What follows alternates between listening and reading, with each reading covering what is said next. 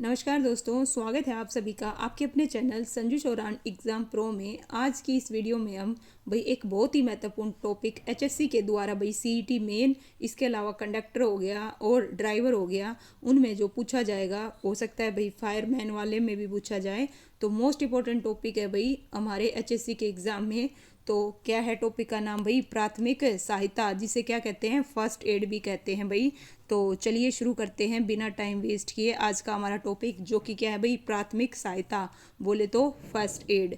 किसी प्रकार की दुर्घटना होने पर डॉक्टर के पास जाने से पूर्व रोगी को जो चिकित्सक सहायता दी जाती है उसे ही हम क्या कहते हैं भाई? प्राथमिक सहायता या फर्स्ट एड कहते हैं। ध्यान दीजिएगा, उसी को क्या कहते हैं? प्राथमिक सहायता या फिर फर्स्ट एड कहते हैं। इससे रोगी की जान बचा सकते हैं। और प्राथमिक सहायक क्या होता है? सबसे पहले हम क्या पढ़ेंगे? प्राथमिक सहायक वास्तव में मनुष्य एक सामाजिक प्राणी है। मानवता होने के नाते, है ना, किसी भी प्रकार की दुर्घटना घटित होते ही उस स्थान पर उपस्थित व्यक्ति की दुर्घटना ग्रस्त व्यक्ति को यथासंभव सहायता प्रदान कर सकता है। इस प्रकार जो व्यक्ति, यानी कि प्रत्येक व्यक्ति प्राथमिक सहायक की भूमिका निभा सकता है भाई। तो प्राथमिक सहायक कौन होता है?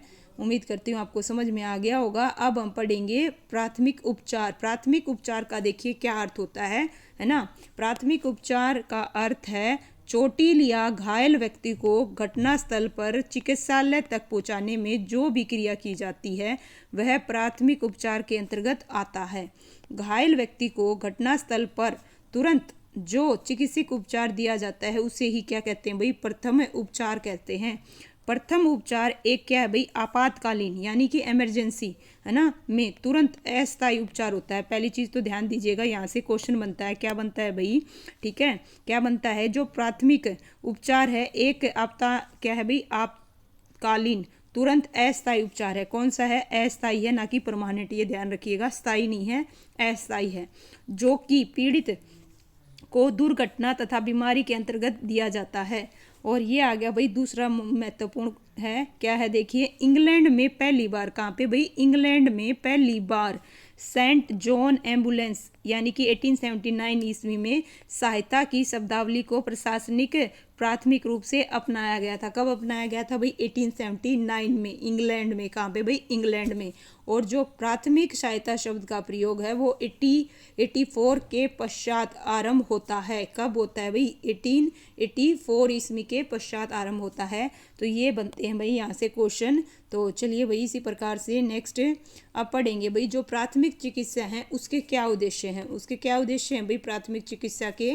किसी दुर्घटनाग्रस्त व्यक्ति को प्राथमिक चिकित्सा देने से निम्नलिखित उद्देश्य हैं भाई। एक तो घायल व्यक्ति को क्या है भाई? तत्काल सहायता दी जाएगी, जीवन की रक्षा करना है। इसके अलावा दुर्घटना की गंभीरता को बढ़ने से रोकना है तथा दुर्घटनाग्रस्त व्यक्ति में आत्मबल का क्या करना है भाई? संचार करना है। तो ये क्या है भाई? प्राथमिक चिकित्सा के क्या है भाई? उद्देश्य हैं। अब हम पढ़ेंगे भाई किस चीज़ के बारे में?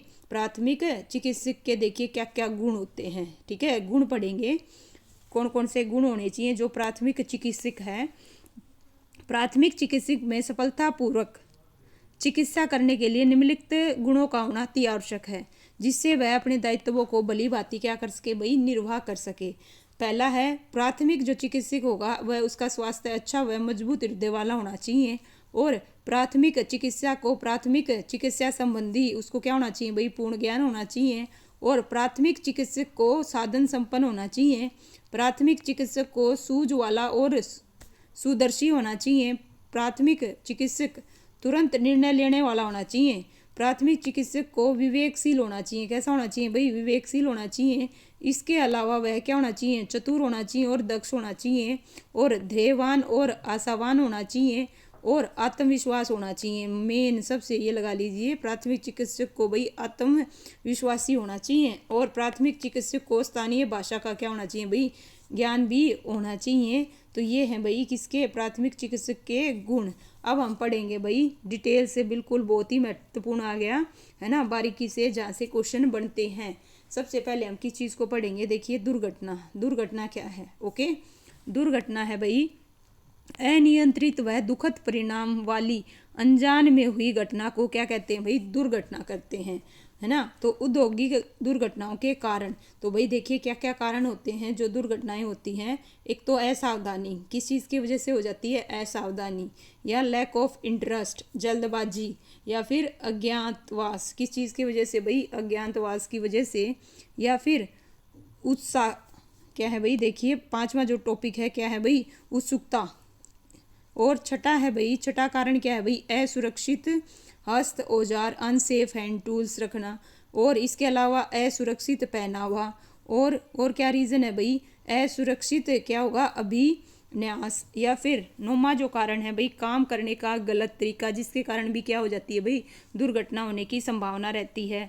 स्वच्छता की क्या है भाई, कमी, यानी कि लैक ऑफ क्लीननेस। और 11वां है भाई, लैक ऑफ डिसिप्लिन, अनुशासन की कमी। इसके अलावा दुर्घटना होने के क्या है भाई, प्रकाश की क्या है भाई, अनुचित व्यवस्था, ठीक है, in proper arrangement of light, ये भी किस चीज़ का वो बनता है भाई, दुर्घटना का कारण बनता है। और अस्वास्थ्य या फिर थकान, ये भी किस चीज़ का भाई, दुर्घटना का क्या बनता है, कारण बनता है। इसी प्रकार से 14th जो रीज़न है वो है भाई, नशे की आदत। तो ये सारे जितने भी बताए, ये सारे के सारे क्या हैं भाई, दुर्घटना के क्या हैं, कारण हैं। अब हम पढ़ेंगे फर्स्ट एड, है ना, ऑलरेडी पढ़ चुके हैं हालांकि, एक बार फिर से देखिएगा। अचानक दुर्घटना या बीमार के अवसर पर डॉक्टर के पहुंचने या अस्पताल ले जाने से पहले घायल व्यक्ति को दिए जाने वाले, है ना, उपचार को ही क्या कहते हैं भाई, प्राथमिक, है ना, क्या कहते हैं भाई, चिकित्सा, यानी कि फर्स्ट एड कहते हैं, प्राथमिक चिकित्सा बॉक्स। देखिए अब हम पढ़ेंगे किसके बारे में, फर्स्ट एड बॉक्स के बारे में। पहली चीज़ तो इस बॉक्स के ऊपर लाल रंग का, किस रंग का भाई, क्वेश्चन बन सकता है, किस रंग का होता है, लाल रंग का। कैसा होता है भाई, प्लस का बना होता है, किस चीज़ का, देखिए आपको यहाँ पे दिख रहा होगा भाई किस चीज़ का, और कलर इसमें कौन सा होगा भाई, लाल होगा। कौन सा होगा, लाल होगा, ध्यान रखिएगा। चलिए भाई इसी प्रकार से नेक्स्ट देखिए, ये क्या है भाई, सामान रखने का बॉक्स है, ठीक है। अब आइए अब पढ़ते हैं कौन कौन से इसके अंदर चीज़ें होंगी। तो 1 बाय 1 टोटल कितनी है भाई, 14 के लगभग हैं। आइए पढ़ते हैं। सबसे पहले क्या होनी चाहिए भाई इसके अंदर, एक्रीफ्लेविनिया, या जिसे क्या बोलते हैं, मर्क्यूरोक्रोम, और स्प्रिट अमोनिया, डिटोल होना चाहिए। इसके अलावा भाई टीचनर आयोडीन होना चाहिए, बर्नोल होना चाहिए, सूंघने का नमक होना चाहिए, दवा युक्त क्या होना चाहिए, प्लास्टर, रुई, या फिर जिसे क्या बोलते हैं भाई, गाज, यानी कि जो जाली वाला कपड़ा होता है वो होना चाहिए इसके अंदर। और क्या होना चाहिए, कैंची, चाकू, सेफ्टी पिन होनी चाहिए, तिकोनी व गोल पट्टी, कौन सी भाई, तिकोनी और गोल पट्टी होनी चाहिए। इसके अलावा दवा पिलाने का गिलास, दवा पिलाने का क्या होना चाहिए भाई, गिलास होना चाहिए, ड्रॉपर, और बांस की तीलियाँ होनी चाहिए। इसके अलावा भाई 14 जो है, पोटेशियम पर मैग्नेट होना चाहिए। इस प्रकार से देखिए फर्स्ट एड बॉक्स के अंदर क्या क्या सामान होना चाहिए, यहाँ पे बेसिक बता दिया है। अब हम पढ़ेंगे किस चीज़ को, बेसिक लाइफ सपोर्ट। क्या है भाई, देखिए बेसिक लाइफ क्या होता है, ऐसे व्यक्ति जिन्हें प्राथमिक उपचार दिया जाता है उन्हें चिकित्सक क्या कहते हैं, बेसिक लाइफ सपोर्ट कहते हैं भाई। क्या कहते हैं, बेसिक लाइफ सपोर्ट कहते हैं। बेसिक लाइफ सपोर्ट 3 क्रियाएं हैं भाई, कितनी क्रियाएं हैं, 3 क्रियाएं, जिन्हें अंग्रेजी के 3 अक्षर कौन से भाई, ABC से दर्शाया जाता है। किससे दर्शाया जाता है, ABC से दर्शाया जाता है। ABC, आइए ABC क्या होता है भाई, चलिए पढ़ेंगे 1 by 1। Most important, A for airway, क्या है भाई, A फॉर एयरवे। पूछा जा सकता है A किस चीज़ को रिप्रेजेंट कर रहा है, B किसको, C किसको, यहाँ से क्वेश्चन बनते हैं भाई, ठीक है। A फॉर एयरवे, इसके अंतर्गत यह सुनिश्चित किया जाता है कि पीड़ित व्यक्ति की वायु मार्ग, है ना, जीभ, स्राव या फिर किसी बाहरी वस्तु के कारण बंद तो नहीं है, ये है भाई A फॉर एयरवे। और B for breathing, B for breathing, B for breathing, breathing में इसके अंतर्गत क्या किया जाएगा भाई, इसके अंतर्गत यह सुनिश्चित किया जाता है कि पीड़ित व्यक्ति श्वास ले रहा है अथवा नहीं, यदि नहीं तो उसे क्या दिया जाएगा भाई, कृत्रिम श्वास दिया जाएगा, ठीक है। तो बी फॉर ब्रीथिंग, तो ये भी पूछा जा सकता है ये किसके अंतर्गत किया जाता है, आपको पता होना चाहिए, ब्रीथिंग के अंदर। और सी फॉर क्या आएगा भाई, सर्कुलेशन, तो इसके अंतर्गत ये सुनिश्चित किया जाता है कि जो पीड़ित व्यक्ति है उसकी नर्व्स चल रही है या नहीं, यदि नहीं चल रही तो कार्डियो प्लोमिनेयर, क्या है भाई, CPR, क्या है भाई, CPR, ध्यान दीजिएगा यहाँ पे क्या है, कार्डियो पल्मोनेरी टेशन की व्यवस्था की जाती है भाई। किसकी? सीपीआर की। शॉर्ट फॉर्म में ध्यान रखिएगा, और इसकी फुल फॉर्म भी पूछी जा सकती है, मोस्ट इंपॉर्टेंट है भाई, ठीक है। और नोट है भाई यहाँ पे मोस्ट इंपॉर्टेंट क्या है, देखिए, यदि हमारे मस्तिष्क को 3 मिनट भी ऑक्सीजन नहीं मिले तो क्या हो जाता है भाई? निष्क्रिय हो जाता है। क्या हो जाता है? तो वह क्या हो जाता है? निष्क्रिय हो जाता है। तो कृत्रिम सांस, आर्टिफिशियल, है ना। देखिए कैसे प्रोसेस होती है इसमें। यदि किसी पीड़ित व्यक्ति को सांस नहीं आ रही तो उसे कृत्रिम विधि द्वारा कैसे सांस दी जाती है, तो हमें पढ़ेंगे कृत्रिम विधि में सबसे पहले किस चीज़ को भाई? देखिए सेफर विधि। कौन सी विधि भाई? सेफर विधि। को क्या होती है? जब पीड़ित व्यक्ति के पीठ पर, है ना, छाले पड़े हों तब इस विधि का प्रयोग किया जाता है। क्या है भाई? बैक पर क्या पड़े हों? छाले, तब इस विधि का प्रयोग किया जाता है। बी है भाई, देखिए कौन सी? दूसरे प्रकार की सिल्वेस्टर विधि। कौन सी विधि भाई? सिल्वेस्टर विधि। जब सीने की ओर छाले पड़े हों, जब कहाँ पे भाई? सीने की ओर, तब इस विधि का प्रयोग किया जाता है। तो से सीने, सी से सिल्वेस्टर, इस प्रकार से याद रखिएगा भाई, ठीक है। चलिए भाई अब पढ़ते हैं कौन सी विधि, जस्ट 1 मिनट। कौन सी भाई? ला बोर्ड विधि। कौन सी विधि भाई? ला बोर्ड विधि। इस विधि में क्या होगा भाई? इस विधि में पीड़ित व्यक्ति के मुंह में सीधा हवा भरकर श्वसन प्रक्रिया पूर्ण की जाती है। किसमें? ला बोर्ड विधि में। फिर है भाई कृत्रिम श्वास यंत्र द्वारा। किस द्वारा भाई? कृत्रिम श्वास यंत्र द्वारा। इसके अंतर्गत हवा पीड़ित व्यक्ति के मुंह पर लगे मास्क के माध्यम से पीड़ित के अंदर भेजी जाती है, और यह सरल प्रक्रिया है। उसमें रबड़ के क्या होते हैं भाई? वाल को 15 से 20 बार 1 मिनट में ऑपरेट किया जाता है। कितनी बार में भाई? 15 से, है ना, 20 बार 1 मिनट के लिए, है ना, ऑपरेट किया जाता है। अब आगे भाई किस चीज़ के बारे में पढ़ेंगे? विद्युत झटका। किस चीज़ के बारे में भाई? विद्युत झटका। तो विद्युत झटका देखिए क्या है। मानव के शरीर पर विद्युत के झटके के प्रभाव से उसके शरीर से होकर गुजरने वाली धारा, विद्युत के संपर्क में रहने का समय तथा विद्युत की प्रगति, है ना, प्रगति एसी या डीसी पर निर्भर करता है। किसके ऊपर निर्भर करता है भाई? एसी और डीसी पर निर्भर करता है। एसी की तुलना में डीसी अधिक खतरनाक होती है। तो आपसे पूछा जा सकता है एसी की तुलना में डीसी अधिक खतरनाक है या एसी? तो ये ध्यान रखिएगा कौन सी है भाई? डीसी। और 1 एम्पियर, देखिए ध्यान से कम मान के धारा से लगने वाले झटके की अनुभूति नहीं होती, ठीक है, एक उससे। तो ये भी ध्यान रखिएगा किससे नहीं होती भाई? 1 एम्पियर से कम मान के धारा से लगने वाले झटके की हमें अनुभूति नहीं होती। मानव के शरीर पर जो विद्युत धाराओं के प्रभाव हैं, चलिए वो करेंगे। यहाँ पे ध्यान दीजिए, यहाँ पे मिली, किस चीज़ में? मिली एम्पियर में क्या दी हुई है भाई?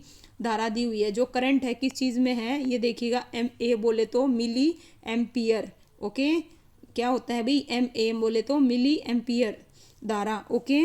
देखिए अगर 1 से 8 तक है, कितने तक है करंट? 1 से 8, तो इससे झटके की अनुभूति होती है। 1 से कम में बिल्कुल नहीं होती, लेकिन 1 से 8 के बीच अनुभूति होती है, परंतु यह कष्टदायक नहीं होती। मानव इसे क्या कर सकता है भाई? सहन कर सकता है। किसको? 1 से 8।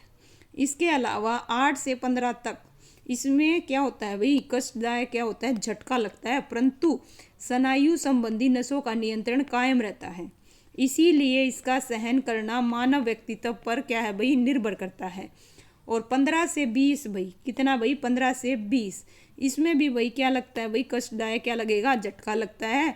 और इसमें स्नायु संबंधी नसों का नियंत्रण कायम नहीं रहता, इसीलिए मानव इसे क्या नहीं कर सकता भाई? सहन नहीं कर सकता। किसे? 15 से 20 को।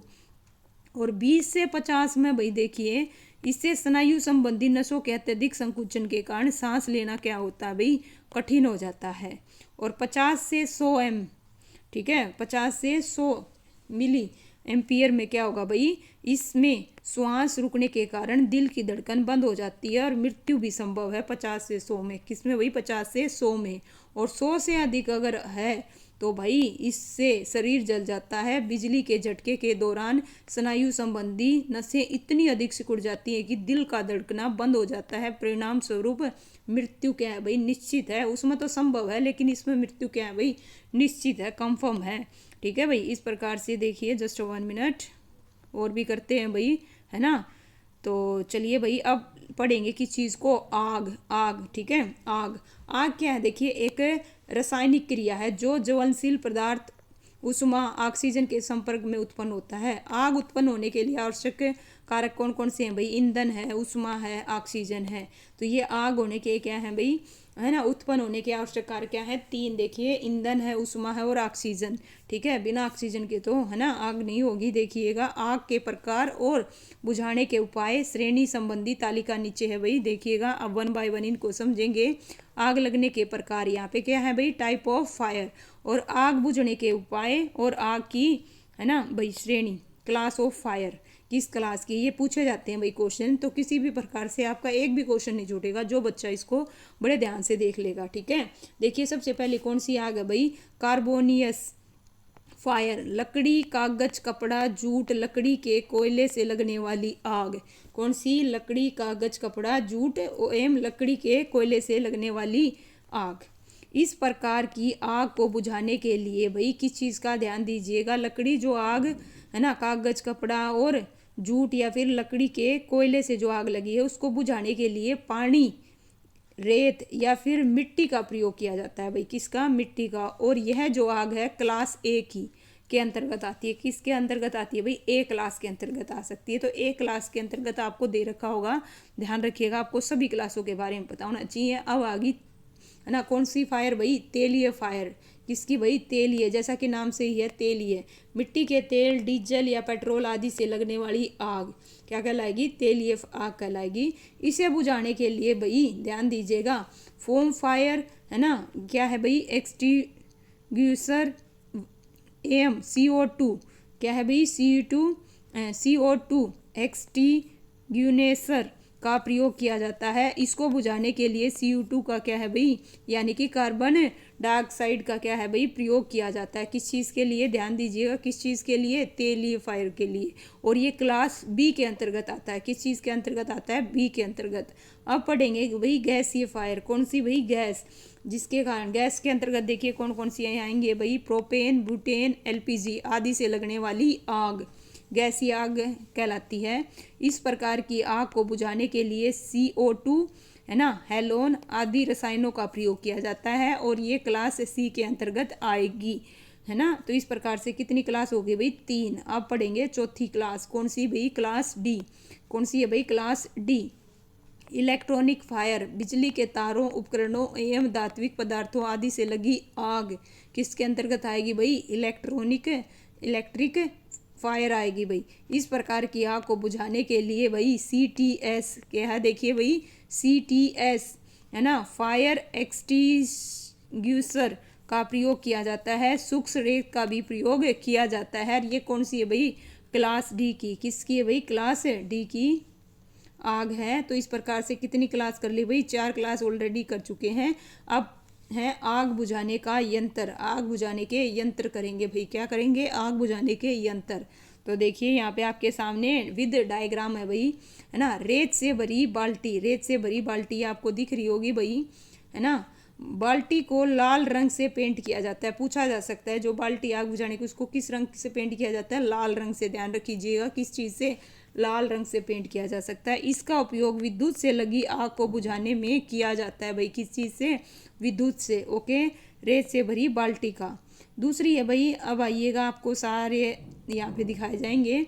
कार्बन डाइऑक्साइड यानी CO2 टाइप आग बुझाने के यंत्र कौन सा है भाई? देखिए आपको सामने ये दिख रहा होगा। आपको स्कूल, कॉलेज, है ना, जितनी भी यूनिवर्सिटी हैं सब में लगा हुआ मिलेगा आपको। इस यंत्र का प्रयोग क्लास डी की आग बुझाने में किया जाता है भाई। ठीक है, अब आ गया भाई, देखिए ये फोम, ठीक है, फोम टाइप आग बुझाने के यंत्र। फोम बुझाने वाला अग्निशामक, जिसे क्या बोलते हैं भाई? अग्निशामक यंत्र। ओके, फोम वाला। ये कौन सा भाई? फोम वाला। वो तो था C2 और ये क्या है भाई? फोम वाला। इस यंत्र का उपयोग क्लास बी की आग बुझाने में किया जाता है भाई।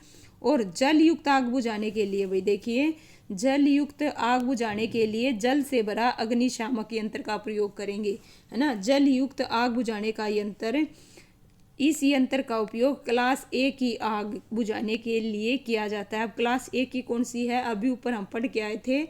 तो बिल्कुल भाई, चलिए 5वां है भाई, कौन सा? कार्बन, है ना, टेट्रा क्लोराइड अग्निशामक यंत्र यानी कि CTC, है ना। CTC क्या है भाई, कार्बन टेट्रा क्लोराइड, इसकी फुल फॉर्म भी पूछी जा सकती है। टाइप आग बुझाने का यंत्र, ठीक है, यानी कि, और इसको बोलते हैं हेलोन अग्निशामक। इसका प्रयोग सभी प्रकार की अग्नि बुझाने में किया जाता है, परंतु मुख्यतः इसका प्रयोग विद्युत से लगने वाली आग बुझाने में किया जाता है, ये भी ध्यान रखिएगा। और जो सोडा एसिड है ना अग्निशामक है, उसका प्रयोग भाई कार्बोनेशियस फायर अर्थात लकड़ी, कोयला, वस्त्र आदि में लगी आग बुझाने के लिए किया जाता है भाई, किसका, सोडा एसिड का, ये भी ध्यान रखिएगा। अब हम पढ़ेंगे किस चीज़ को भाई, सुरक्षा चिन्ह को। किसको भाई, सुरक्षा चिन्ह। तो कौन कौन से सुरक्षा चिन्ह है भैया, ये पढ़ते हैं। सेफ्टी चिन्ह, सेफ्टी चिन्ह कौन से हैं भाई, साइन। सुरक्षा चिन्ह हमें संभावित खतरे के बारे में क्या दे देते हैं भाई, चेतावनी, और हमें उन्हें बिल्कुल भी नज़रअंदाज नहीं करना चाहिए। सुरक्षा जो चिन्ह हैं, संकेत हैं, निम्न प्रकार से हैं। देखिए भाई, सबसे पहले हैं भाई, कौन से हैं, ध्यान दीजिएगा। सबसे पहले आएंगे प्रोविजन साइन, यानी कि निषेध चिन्ह। वृत्त के आकार के ये संकेत लाल रंग के बॉर्डर तथा क्रॉस बार और सफेद बैकग्राउंड पर काली आकृति वाला द्वारा बनाए जाते हैं। ध्यान दीजिए, जो क्या है भाई, निषेध चिन्ह है, वो किस चीज़ के हैं भाई, पहली चीज़ तो वृत्त के आकार के होते हैं, और लाल रंग के बॉर्डर और क्रॉस बार और सफ़ेद क्या है भाई, बैकग्राउंड पर काली आकृति द्वारा बनाए जाते हैं, ठीक है। इस प्रकार से ध्यान रखिएगा। चलिए अभी दिखाती हूँ आपको सारे 1 बाय 1, ठीक है भाई, इस प्रकार से देखिएगा, है ना। ये है भाई सबसे पहले डू नॉट रन, इसका मतलब क्या हुआ, डू नॉट रन, ये आपको दिख रहा होगा भाई संकेत, है ना। किस में है भाई, सर्कल में दिख रहा होगा आपको। इस संकेत के द्वारा पैदल चलने के लिए मना किया जाता है भाई, ठीक है, पैदल चलाने के लिए क्या किया जाता है, मना। और ये जो आपको सिंबल दिख रहा है भाई, नो स्मोकिंग, इस संकेत के द्वारा धूम्रपान और नंगे क्या है भाई, फ्लेम को निषेध किया जाता है, ठीक है। इसी प्रकार से भाई ये क्या है भाई, इस संकेत के द्वारा, ये जो संकेत है ध्यान से देखिएगा, आपको बॉक्स में दिख रहा होगा, ठीक है। इस संकेत के द्वारा आग को पानी से बुझाने के लिए मना किया जाता है। आग को किस चीज़ से भाई, पानी से बुझाने के लिए क्या किया जाता है, मना किया जाता है। अब आगे अनिवार्य, कौन से भाई, अनिवार्य, अनिवार्य यानी कि मैंडेटरी साइन कौन कौन से होते हैं, ये चिन्ह। पहली चीज़ तो नीली पृष्ठभूमि पर सफ़ेद चिन्ह द्वारा वृत्त के आकार के बने होते हैं, किसके, वृत्त के, ये भी है ना, ये ध्यान दीजिएगा, वृत्त के आकार के बने होते हैं। इनके उदाहरण देखिए आपके सामने है। सबसे पहला ये देखिए, वियर हैंड प्रोटेक्शन, क्या है भाई, सिर के लिए संरक्षण पहने, यहाँ पे आपको दिख रहा होगा, सर के लिए क्या पहनना भाई, संरक्षण पहने। और ये जो है भाई वियर सेफ्टी, ठीक है, यहाँ पे किस चीज़ की बात की जा रही है भाई, सुरक्षा, ऑरेंज बेल्ट पहने। इसी प्रकार से नेक्स्ट जो सिंबल है भाई, किस चीज़ का दिख रहा है आपको, श्वास के लिए संरक्षण पहने, ओके। इसी प्रकार से नेक्स्ट है भाई हाथों के लिए, ये आपको गर्ल्स दिख रहे होंगे, वियर हैंड प्रोटेक्शन, तो हाथों के लिए संरक्षण पहने। इसी प्रकार से ये जो आपको सिंबल दिख रहा है, ये किस चीज़ का है भाई, पैरों के लिए, किस चीज़ के लिए, वियर फुट, है ना, पैरों के लिए संरक्षण पहने। नेक्स्ट है भाई सुनने के लिए, सुनने के लिए आपको क्या पहनना है भाई, ईयर, वियर, है ना, ईयर प्रोटेक्शन, यानी सुनने के लिए संरक्षण पहने। इसी प्रकार से ये है भाई, ये क्या है भाई, अनिवार्य है। जैसे एडजस्टेबल गार्ड का प्रयोग करें, किस चीज़ का भाई, एडजस्टेबल, यानी कि यूज एडजस्टेबल गार्ड। अब आ गया भाई जस्ट 1 मिनट, अभी और भी हैं बहुत सारे। अब आगे चेतावनी के, कौन से आगे भाई, चेतावनी के। चेतावनी चिन्ह ये किस चीज़ के होते हैं भाई, त्रिभुज, है ना, त्रिभुजाकार पीली पृष्ठभूमि, येलो बैकग्राउंड होती है, काले रंग के, है ना, चित्र बनाकर प्रदर्शित किए जाते हैं चेतावनी चिन्ह। चलिए भाई पढ़ते हैं इनको 1 बाय 1। सबसे पहला आता है भाई, इधर आपको दिख रहा होगा ट्रायंगुलर शेप। पहली चीज़ तो इनकी कैसी होगी, ट्रायंगुलर होगी। और आग से जोखिम के लिए इस चिन्ह का क्या है भाई, प्रयोग किया जाता है, निर्देश दिया जाता है। इसी प्रकार से ये जो आपको दिख रहा होगा, ये किस चीज़ का है भाई, बिजली के झटके से जोखिम के लिए, किस चीज़ के लिए भाई, बिजली से। ये इस प्रकार से आपको दिख रहा होगा, बिजली के झटके से जोखिम के लिए। और ये जो भाई खतरे के लिए, विष से खतरे के लिए। और नेक्स्ट जो आपको दिख रहा है भाई, वो कोरोसिव, क्या है भाई, कोरोसिव पदार्थ के लिए है। और इसी प्रकार से ये आपको जो सिंबल दिख रहा है इधर, ये किस चीज़ के लिए भाई, विस्फोट से जोखिम के लिए, किस चीज़ के लिए भाई, विस्फोट से। नेक्स्ट है भाई ओवरहेड, यहाँ पे हेड देखिए, ओवरहेड, ओवरहेड दिख रहा है, ओवरहेड से खतरे के लिए। और ये जो है भाई इस प्रकार से आपको दिख रहा है, सामान्य चेतावनी खतरे से जोखिम के लिए इस सिंबल का क्या है भाई प्रयोग किया जाता है। और नेक्स्ट जो ये सिंबल आपको दिखाई दे रहा है भाई ये किस चीज़ का है, आयनाइजिंग रेडिएशन से खतरा के लिए, किस चीज़ से भाई, आयनाइजिंग रेडिएशन से खतरे के लिए सिंबल का प्रयोग किया जाता है। लेजर बीम से खतरा, ये किस चीज़ का है भाई, लेजर बीम से खतरे के लिए। अब आगे भाई सूचना के चिन्ह, कौन से भाई, सूचना संकेत के, किस चीज़ के भाई, सूचना, ध्यान दीजिए, इंफॉर्मेशनल सिंबल। ये वर्गाकार होते हैं, कैसे होते हैं, वर्गाकार, जो हरे रंग की पृष्ठभूमि पर सफ़ेद रंग की आकृति और सफ़ेद रंग की पृष्ठभूमि पर लाल रंग की आकृति वाला, है ना, आकृति द्वारा प्रदर्शित किए जाते हैं। भाई ध्यान दीजिएगा, यहाँ पे आपको दिख रहे होंगे, ध्यान दीजिए, समझिएगा। सूचनात्मक चिन्ह कौन से हैं, पहली चीज़ तो सूचनात्मक हैं, वर्गाकार होते हैं, हरे रंग की पृष्ठभूमि, है ना, पर सफ़ेद रंग की आकृति होती है, कैसी होती है, सफ़ेद रंग की पृष्ठभूमि पर लाल रंग की आकृति द्वारा प्रदर्शित किए जाते हैं। ये आपको दिख रहा होगा भाई, मोस्ट इम्पोर्टेंट जिसका हम टॉपिक कर रहे हैं, ये क्या है भाई, ये क्या दिखा रहा है भाई, यानी कि फर्स्ट एड यहाँ पे क्या है भाई, अवेलेबल है। ये जो होगा लाल रंग होगा, इसकी जो बैकग्राउंड होगी वो कैसी होगी भाई, सफ़ेद होगी, ध्यान दीजिएगा। इसी प्रकार से ये जो सिंबल है नेक्स्ट, ये किस चीज़ का भाई, एग्जिस्ट, यानी कि इमरजेंसी डोर के लिए है भाई, किस चीज़ के लिए है, इमरजेंसी डोर के लिए। ये आपको सिंबल आपको ऐसे दिखेगा वर्गाकार, ये किस चीज़ का भाई, इमरजेंसी फ़ोन। और इसी प्रकार से वेटिंग प्लेस के लिए आपको ये दिखेगा, और ड्रिंकिंग वाटर के लिए वर्गाकार में इस प्रकार से ये सूचनात्मक संकेत हैं, जो हमें क्या दे रहे हैं भाई, किसी चीज़ की क्या दे रहे हैं, सूचना दे रहे हैं। ओके, अब आगे भाई मृद कौशल की 5, ये थोड़ा मोटे तौर पे पढ़ लीजिएगा, ये इतना है कहीं, है ना, मोटे तौर पे पढ़िएगा, बाकी जो जितने मैंने बताए हैं भाई मोस्ट इंपॉर्टेंट है, कहीं से भी क्वेश्चन पूछा जा सकता है। ध्यान दीजिए, जो 5S है कॉन्सेप्ट ऑफ सॉफ्ट स्किल का है, किस चीज़ का है, सॉफ्ट स्किल का। क्या होता है भाई, 5S अभिधारणा एक जापानी शब्द है, समाकलन है, जो कौशल परीक्षण के अंतर्गत एस अक्षर से आरंभ होने वाले शब्द हैं भाई। इस प्रकार से देखिए, टोटल 5 हैं। पहली चीज़ तो टोटल क्या है, 5। जापानी में क्या कहते हैं, इंग्लिश में क्या कहते हैं, हिंदी में क्या कहते हैं। तो इंग्लिश में देखिए, पहले एस का मतलब है शॉर्ट यानी छटनी, और सेट इन ऑर्डर यानी क्रम निर्धारण, और तीसरा है भाई साइन, बोले तो चमकना, और फिर है भाई स्टैंडाइज यानी कि माननीयकरण, और फिर 5वां है भाई सब स्टैंड यानी कि कायम रखना। हिंदी छटनी, क्रम निर्धारण, चमकाना, माननीयकरण और कायम रखना। इस प्रकार से ये क्या है भाई, 5S हैं। इस प्रकार से देखिएगा 5S, ये है भाई इनका चक्कर है। तो 5S के आधारभूत स्तंभ है भाई।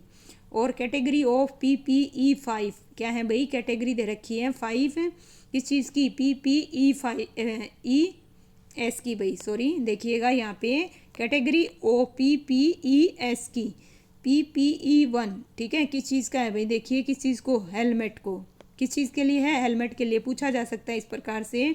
PPE2 सुरक्षा जूते के लिए भाई। PPE3 श्वसन सुरक्षात्मक क्या है भाई, श्वसन सुरक्षात्मक उपकरण के लिए। और E4 भाई लास्ट में, PPE4 बाजू और हाथ सुरक्षा के लिए। E5 भाई आँख और चेहरे की सुरक्षा के लिए। और E6 जो है भाई सुरक्षात्मक कपड़े और आवरण के लिए। और जो 7 है PPE7 कानों की सुरक्षा के लिए। और PPE8 सुरक्षा बेल्ट, है ना, हार में है। तो अब आगे भाई मोस्ट इंपॉर्टेंट यहाँ से क्वेश्चन बन सकता है भाई, ये जरूर करना भाई, वो चाहे आप दोनों मत करना, लेकिन ये जरूर करना भाई, ठीक है। स्टैंडर्ड और क्या है भाई, मानक और मान्यकरण क्या है भाई, भारतीय वस्तुओं को स्थानीय और अंतर्राष्ट्रीय बाजार में विक्रय करने के लिए कुछ क्या है भाई, मानकीय विधियाँ आवश्यक हैं। देखिए इनकी फुल फॉर्म भी पूछी जा सकती है। BIS क्या है भाई, स्टैंडर्ड। BIS स्टैंडर्ड क्या है, भारतीय मानक ब्यूरो है, ब्यूरो ऑफ इंडियन स्टैंडर्ड। और ISO क्या है भाई, IOS मानक क्या है भाई, अंतर्राष्ट्रीय, है ना, मानक संगठन यानी कि इंटरनेशनल ऑर्गेनाइजेशन फॉर स्टैंडर्डाइजेशन। और ASA क्या है भाई, American standard association, American standard association. तो इस प्रकार से भाई तीनों आपको मैंने बता दिए मानक।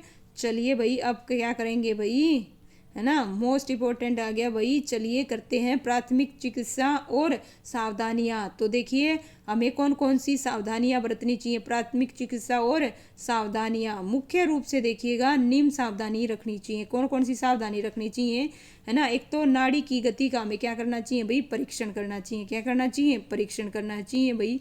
पढ़ लीजिएगा, मेन मोटे तौर पर देख लीजिएगा। रोगी का तापमान लेना चाहिए, है ना। क्या लेना चाहिए, रोगी का तापमान लेना चाहिए। इसके अलावा भाई इस प्रकार से और एक चीज और है भाई, इसमें ध्यान दीजिए। सामान्य या स्वस्थ व्यक्ति का जो तापमान है 98.4 डिग्री होना चाहिए। छोटे बच्चों के मुंह में थर्मामीटर नहीं लगाया जा सकता। थर्मामीटर उनकी बगल या जांघ में लगाना चाहिए। ये जो इंपॉर्टेंट है भाई, कहाँ से क्या बन सकता है, चलिए बता देती हूँ, पढ़ लेते हैं। ठीक है, नाड़ी की गति का परीक्षण। ठीक है, हृदय की गति की अवस्था का पता नाड़ी की गति से चलता है। ठीक है, नाड़ी की गति का अनुभव कई स्थानों पर किया जाता है, लेकिन है ना स्थान का है भाई, कलाई के सामने के भाग में मुट्ठी की दिशा में 2 उंगलियों के रखने से किया जा सकता है। सामान्यतः नाड़ी की जो गति है वो कितनी होती है, 72 से 80 बार प्रति मिनट होती है।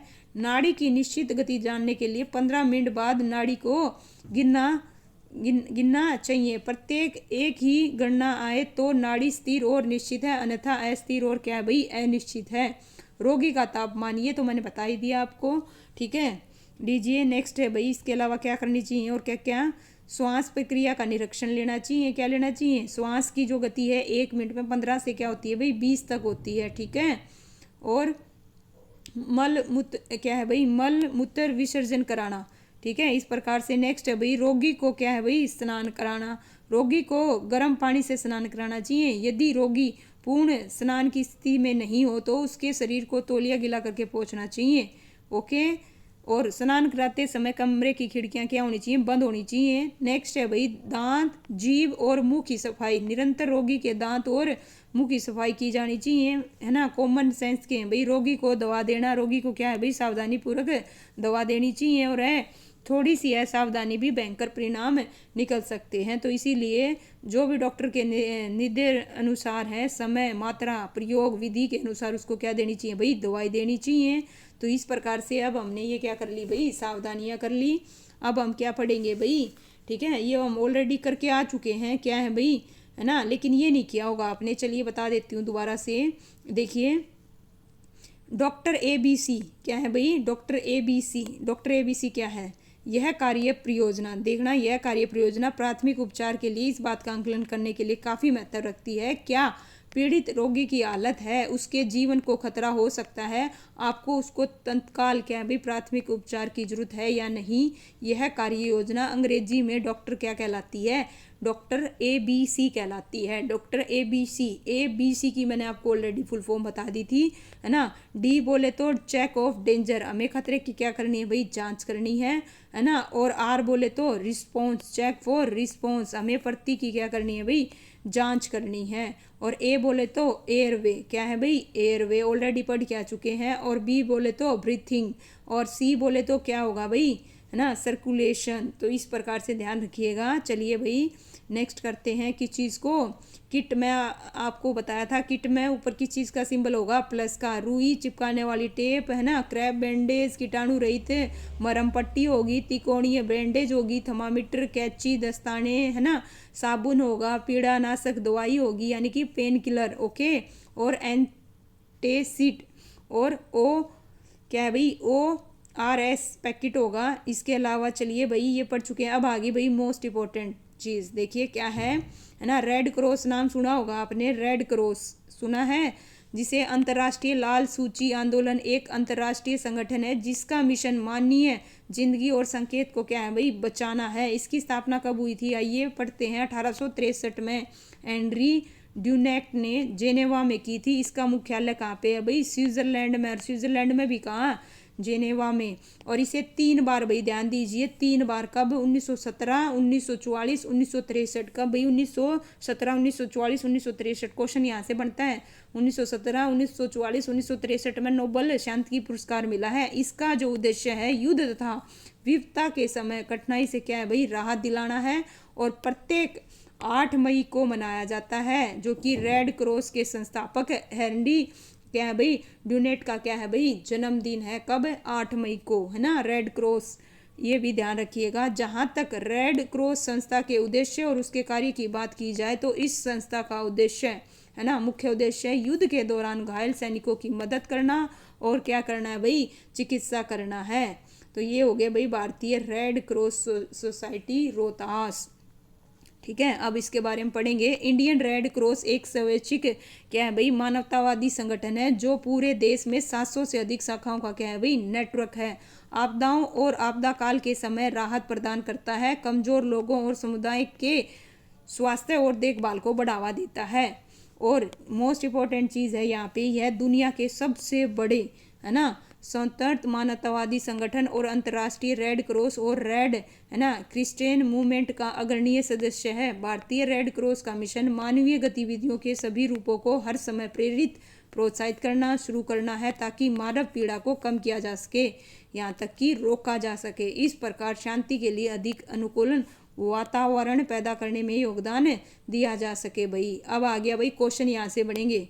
इंडियन रेड क्रॉस की स्थापना भाई कब, ध्यान दीजिए, IRCS, ठीक है, इंडियन रेड क्रॉस सोसाइटी की शॉर्ट फॉर्म में क्या हुआ भाई, IRCS, यानी कि इंडियन रेड क्रॉस सोसाइटी की स्थापना 1920 में है ना किस एक्ट के तहत, Indian red cross society act के तहत हुई थी। और 1920 के संसद अधिनियम XV क्या है भाई, XV के तहत शामिल की गई थी। इस अधिनियम को 1992 में संशोधित किया गया था और नियमों का गठन 1994 में हुआ था। ठीक है, स्थापना कब हुई, 1920 में, किसके तहत, Indian red cross society act के तहत। ओके, लीजिए भाई, और नियमों का गठन कब हुआ था, 1994 में हुआ था।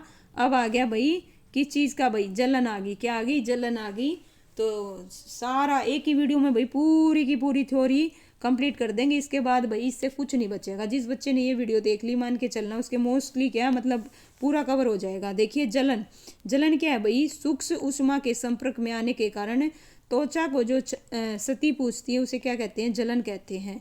अग्नि, अग्नि की लपटों, भाप, गर्म तरल पदार्थ है ना, गर्म धातु, धूप, बिजली, रसायनों के कारण जलने की जो घटनाएं हो सकती हैं वो सब किस में आएंगी भाई, जलन के अंतर्गत आएंगी। जलन की श्रेणियां भाई कितनी हैं, देखिए 1 बाय 1 पढ़ेंगे। सबसे पहले प्रथम, प्रथम बोले तो ऊपरी, इसमें त्वचा की ऊपरी सतह जलने से वह लाल और क्या हो जाती है, सूक्ष्म हो जाती है और जले हिस्से पर प्राय पीड़ा होती है, सूजन भी आ जाती है और जलने की घटनाएं अधिकांश मामले में प्रथम श्रेणी के अंतर्गत आती है। किसके अंतर्गत आती है भाई, प्रथम श्रेणी के अंतर्गत। अब पढ़ेंगे दूसरी श्रेणी भाई। दूसरी बोले तो आंशिक है ना परत की गहराई, इसमें बाहरी त्वचा या आंतरिक त्वचा प्रभावित होती है। प्रभावित हिस्सा लाल हो जाता है और फफोले फूट कर रिस सकते हैं जिससे त्वचा पर भाई गीलापन आ जाता है। इस प्रकार की जलन आमतौर पर पीड़ादायक होती है और प्रभावित हिस्से पर सूजन आ सकती है। तीसरी है भाई परत की पूरी गहराई, इसमें मांसपेशियां, हड्डियां है ना, अस्थियां, रक्त सिराएं, स्नायु सहित त्वचा की दोनों परतें नष्ट हो जाती हैं और जले हिस्से भूरे रंग के या झुलसे हुए नजर आते हैं और नीचे के जो टिश्यू होते हैं ना उनका रंग भी कभी कभी सफ़ेद दिखाई देता है भाई। तो ये कौन सी श्रेणी की है, तीसरी श्रेणी की है। ध्यान रखिएगा, आपसे अगर पूछी जाए तो आपको इस चीज़ का भी ज्ञान होना चाहिए भाई कौन सी जलन किस प्रकार की है। ठीक है, खेलते समय जो लगने वाली चोट है ना और उनका उपचार पढ़ेंगे।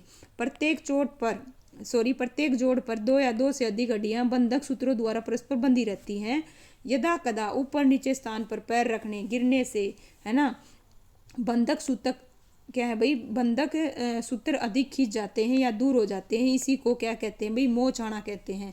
मोच आने पर पराए बंधक सूत्र खींच कर टूट जाते हैं जिससे रक्त भी बहने लगता है और जोड़ भी क्या हो जाते हैं भाई, कमजोर हो जाते हैं और जोड़ में सूजन आ जाती है और अंग है ना हिल डुल नहीं पाता। और यदि अंग को हिलाया डुलाया जाएगा तो उसमें भयंकर पीड़ा होती है भाई। सूजन के साथ साथ जोड़ के स्थान पर रंग भी बदल जाता है, यह नीले या काले रंग का हो जाता है। इस अंग को काम में नहीं लाया जा सकता।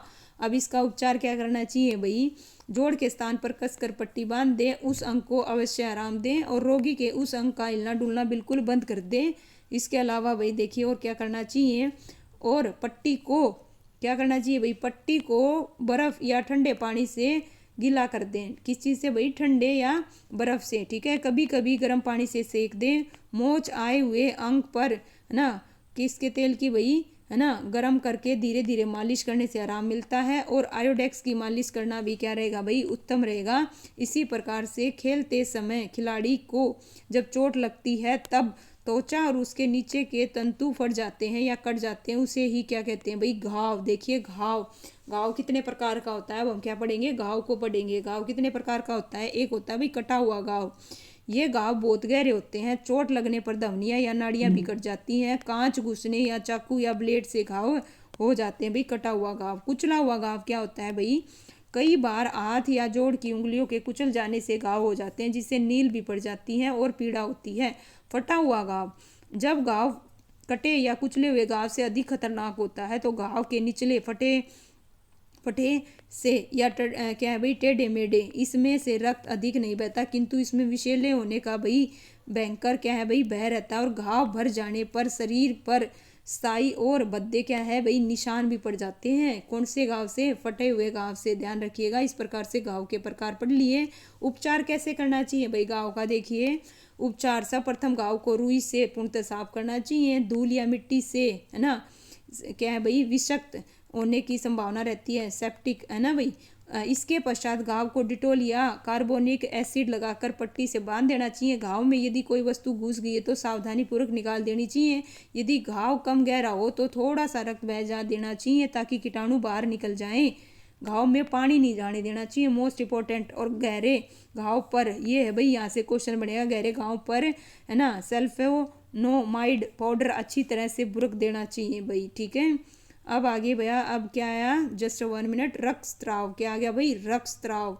रक्तस्राव भाई खेल के मैदान में कभी कभी आपस में टकराने से, अचानक मैदान में किसी चीज से टकराने पर या गिरने से रक्तस्राव होने लगता है, तो उस पर रक्तस्राव की प्रगति का पता करके उसे तुरंत रोकने का उपचार करना चाहिए। वायु के संपर्क में आने के बाद रक्त अपने आप धक्के के रूप में जम जाता है। धक्का जमने के बाद उसे छोड़ना नहीं चाहिए और ठंडे पानी या बर्फ से सेक करनी चाहिए। विपरीत दिशा में रक्त वाहिनी को दबाकर फटे हुए स्थान पर कसकर पट्टी बांधनी चाहिए। ध्यान रखिएगा, क्या करनी चाहिए, कसकर पट्टी बांधनी चाहिए, ठीक है।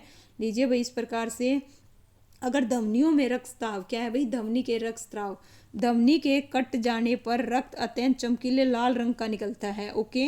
यदि कटी हुई धमनी हृदय के पास हो तो रक्त रुक रुक कर हृदय की धड़कन के साथ, है ना, झटके से बाहर आता है। इससे रक्त का स्राव हृदय की ओर होता है। लक्षण क्या होगा भाई, धमनी का रंग चमकीला लाल और शुद्ध होता है और इसके उछलने की गति हृदय की गति के अनुसार होती है। धमनी के रक्तस्राव में ध्यान रखिएगा।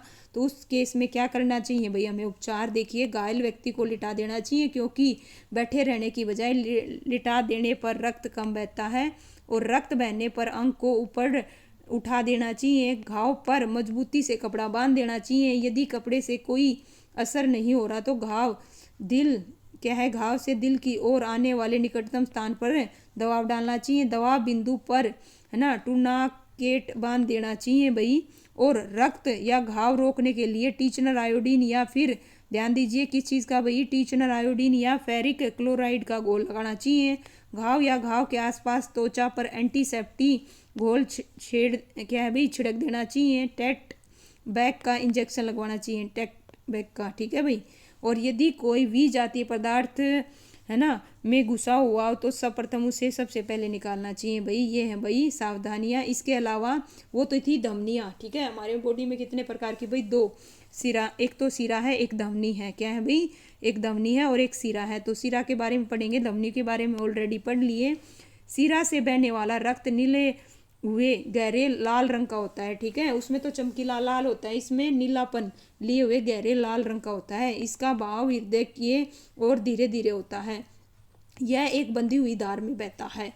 उपचार भाई, लाल दवा की या किसी कीटनाशक दवा के घोल से कपड़ा भिगोकर रक्त वाले स्थान पर पट्टी बांध देनी चाहिए और घायल अंग पर हृदय के विपरीत दिशा में, ठीक है, देखिए घायल अंग पर हृदय के विपरीत दिशा में कसकर, है ना, टूर्नाकेट बांध देना चाहिए और घाव को अंगूठे से दबका कर रुई का एक मोटा पैड घाव पर रखकर बांध देना चाहिए। टीचनर आयोडीन और सल्फेडाइन या फिर मरकरी क्रीम से कोई एक दवा लगाकर पट्टी बांध देनी चाहिए। भाई ये सारी चीज़ें ध्यान रखना है ना भाई।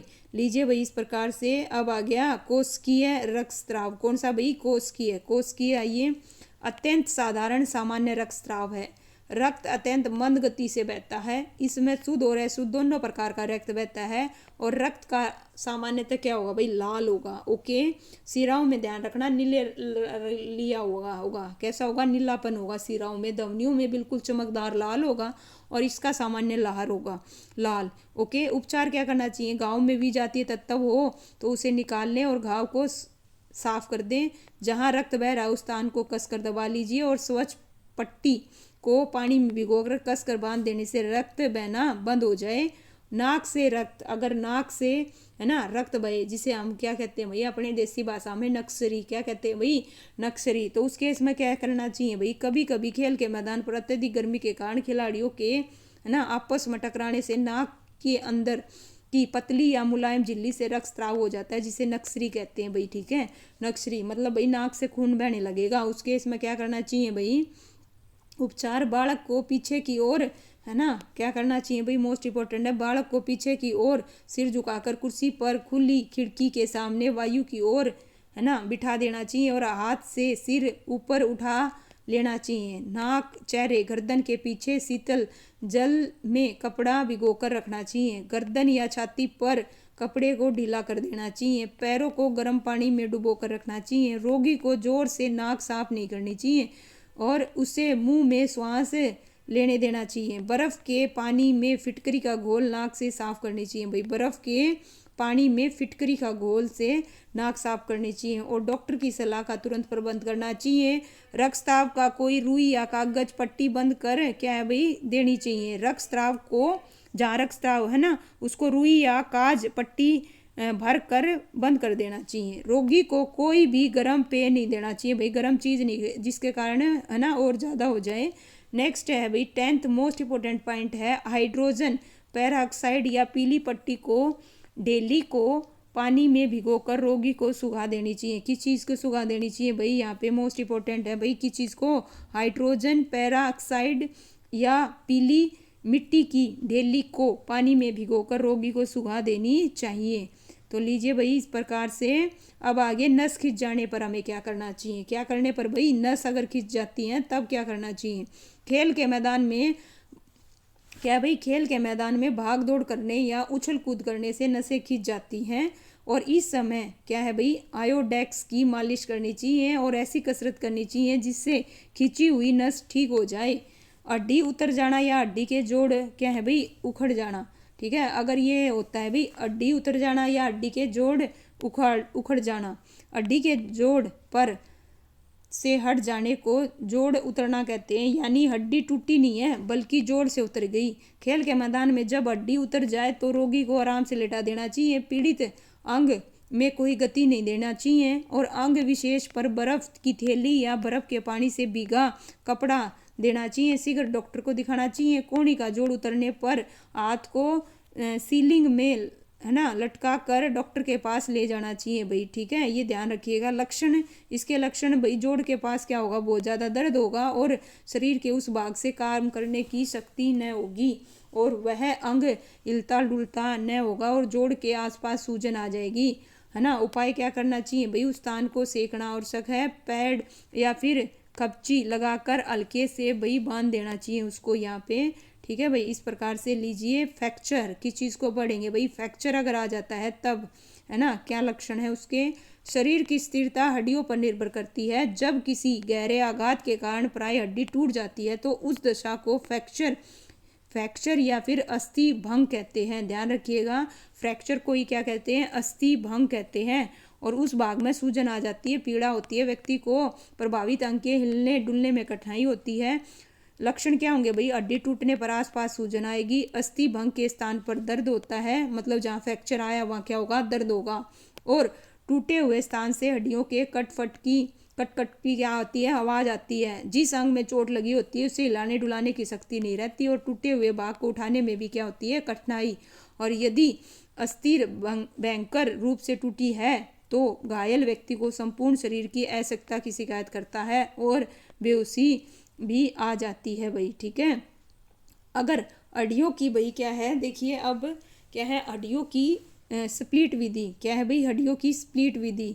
जांग या टांग की हड्डी की टूट, अगर जांग या टांग की हड्डियों की टूट है तो कैसे जांच होगी भाई, घायल व्यक्ति को सीधे पीठ के बल लिटा देना चाहिए। सावधानी पूर्वक दोनों हाथों से घायल टांग को खींचकर दूसरे पैर से सीध में लाना चाहिए। दोनों टांगों को एक साथ बांध देना चाहिए। यदि टांगों के बराबर खपची या लाठी या छाता न हो तो दोनों टांगों को परस्पर मजबूती से बांध देना चाहिए। टांग में अगर आ जाए तो देखिए इसका भी जांग की हड्डियों की टूट के समान ही उपचार करना चाहिए। खपची है ना, इतनी बड़ी हो कि तलवे से लेकर जांग तक पूछ सके। खपची को पूरी टांग के बाहर रखकर टूटी हुई हड्डी के नीचे और ऊपर घुटने पर और दोनों टखनों के चारों ओर क्या भाई पट्टी से बांध देना चाहिए। खोपड़ी की हड्डी टूटने पर या खोपड़ी के निचले भाग की हड्डी सिर के गिर पड़ने पर जबड़े पर जोरदार क्या है भाई धक्का लगने से टूट सकती है भाई। ठीक है, क्या है भाई, टूट सकती है, ध्यान रखिएगा। चलिए बेसिक है बाकी,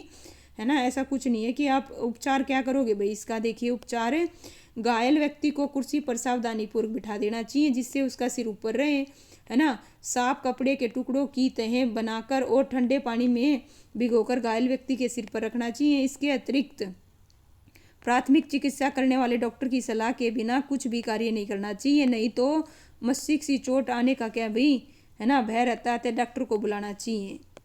हाथ की हड्डी टूट जाने पर भाई, किस चीज़ की, हाथ की हड्डी टूट जाने पर क्या करें भाई, हाथ की हड्डी टूट जाने पर या फिर ऊपरी बाह की हड्डी टूट जाए तो घायल व्यक्ति को सीधा बिठा देना चाहिए। आगे की भुजा की कोहनी को मोड़कर सीधा करना चाहिए।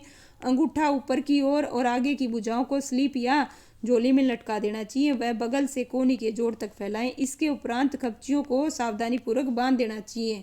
अगर अगर अगर बाहों की हड्डी की टूट, अगर बाहों की अगर हड्डी टूटी है तब उस केस में क्या करना चाहिए भाई, इसमें दो, है ना, चौड़ी खपचियों को इस प्रकार रखें कि वे आपस में समकोण बना रही हों। इस प्रकार खपची रखकर मजबूती से बांध देनी चाहिए। खपची बांधने के बाद हाथ धीरे धीरे कोहनी पर मोड़िए।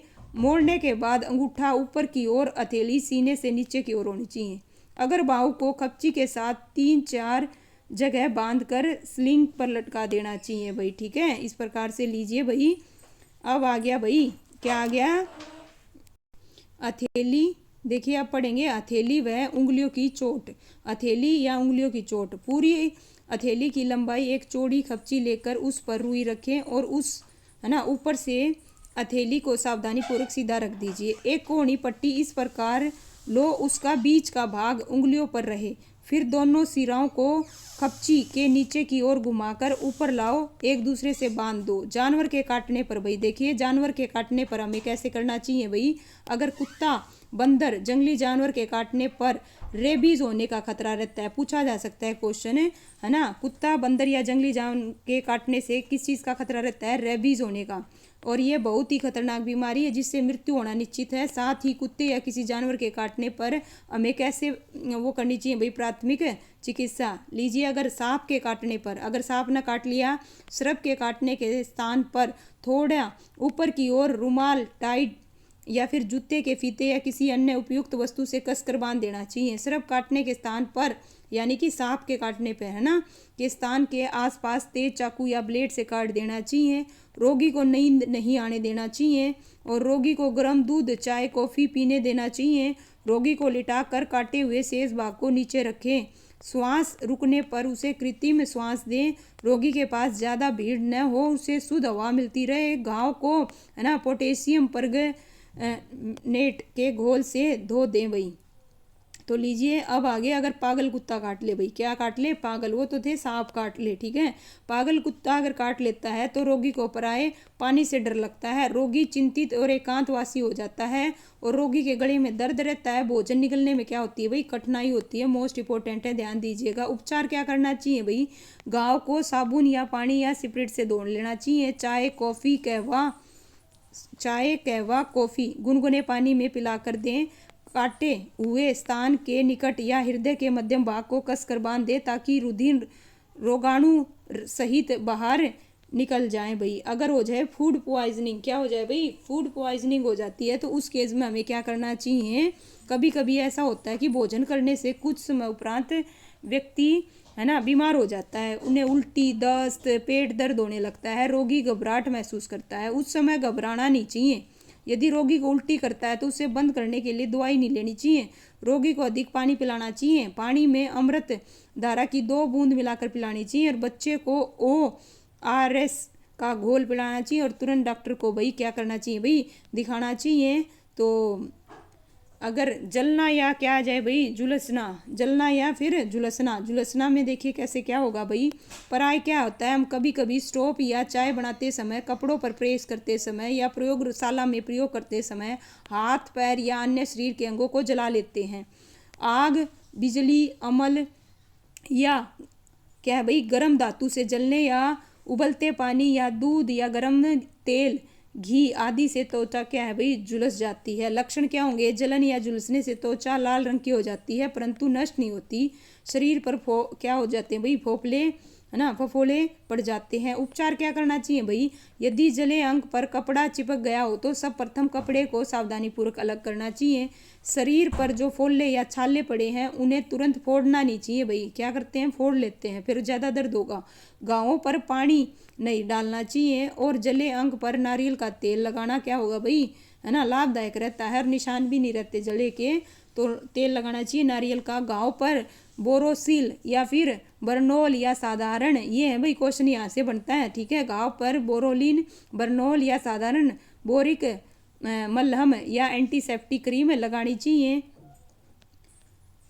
इसके अलावा भाई टैनिक अमल का घोल लगाना भी क्या होता है, लाभदायक होता है। जले हुए स्थानों पर खाने के सोडे के घोल से ड्रेसिंग करना चाहिए। घायल व्यक्ति को गर्म रखने के लिए गर्म चाय या कॉफ़ी दें।